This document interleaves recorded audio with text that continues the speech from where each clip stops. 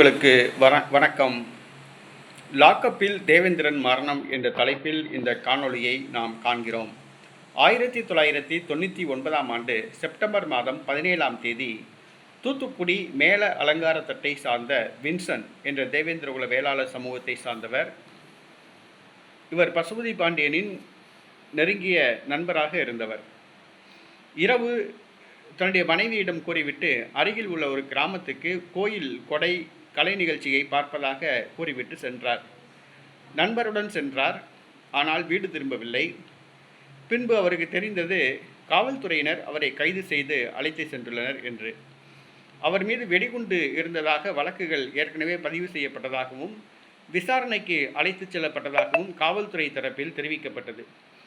ஆனால் மறுநாள் லாக்கப்பில் அந்த வின்சன் இறந்து கிடந்தார். குடும்பத்தினரிடம் தகவல் கொடுக்கப்பட்டது, வந்து உடலை பெற்றுக்கொள்ளும்படி. ஆனால் மனைவி சட்ட போராட்டம் நடத்தினார். அப்பொழுது அவர் வயது 36 வயது. லாக்கப்பில் மரணமடைந்த வின்சென்ட்டுக்கு நீதி கேட்டு நீண்ட காலம் சட்ட போராட்டம் நடத்தினார். 25 ஆண்டு காலமாக இந்த வழக்கு நீதிமன்றத்தில் நடைபெற்று வந்தது. 25 ஆண்டு காலமாக இந்த வழக்கு நீதிமன்றத்தில் நடந்து வந்தது. அப்பொழுது இன்ஸ்பெக்டராக இருந்த ராமகிருஷ்ணன் உள்ளிட்ட 10 பேர், மொத்தம் 11 காவலர்கள், ஒரு இன்ஸ்பெக்டர் 10 காவலர்கள் மீது வழக்கு தொடுக்கப்பட்டு நீதிமன்றத்தில் வந்தது. இழுபறியில் இருந்து வந்தது. கடந்த வருடம் இந்த வழக்கு தூத்துக்குடி முதன்மை அமர்வு நீதிமன்றத்துக்கு மாற்றப்பட்டது. 38 சாட்சிகள் விசாரிக்கப்பட்டன. குறுக்கு விசாரணைகள் நடத்தப்பட்டன. அந்த விசாரணையின் முடிவில் 3 நாட்களுக்கு முன்பு தீர்ப்பு வழங்கப்பட்டது. லாக்கப்பில் மரணமடைந்த வின்சென்ட்டுக்கு 25 ஆண்டுகள் கழித்து தீர்ப்பு வழங்கப்பட்டது. அப்பொழுது இன்ஸ்பெக்டராக இருந்த ராமகிருஷ்ணன் தற்பொழுது ஸ்ரீவைகுண்டம் டிஎஸ்பியாக இருக்கிறார். ஒரு காவலர் தற்பொழுது இன்ஸ்பெக்டராக உள்ளார். இன்னொரு காவலர் எஸ்ஐயாக உள்ளார்.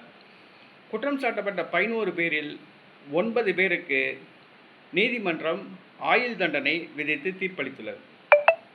ஒரு லாக்கப்பில் மரணம் அடைஞ்சிருக்காப்புல அந்த தீர்ப்பு வர்றதுக்கு 25 வருஷம் ஆச்சுன்னா நம்ம சட்டம் எங்கே இருக்குது போய் சொல்லுங்கள்.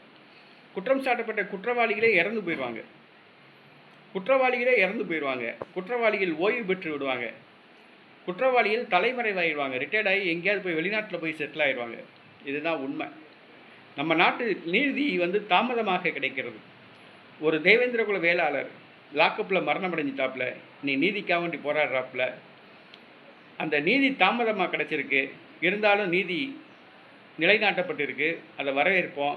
இனி வருங்காலத்தில் நடைபெறுற கொலையில் உடனடியாக ஓராண்டுகளுக்குள் நீதிமன்றம் தீர்ப்பு வழங்க வேண்டும் என்று நீதித்துறையை நாங்கள் கேட்டுக்கொள்கிறோம்.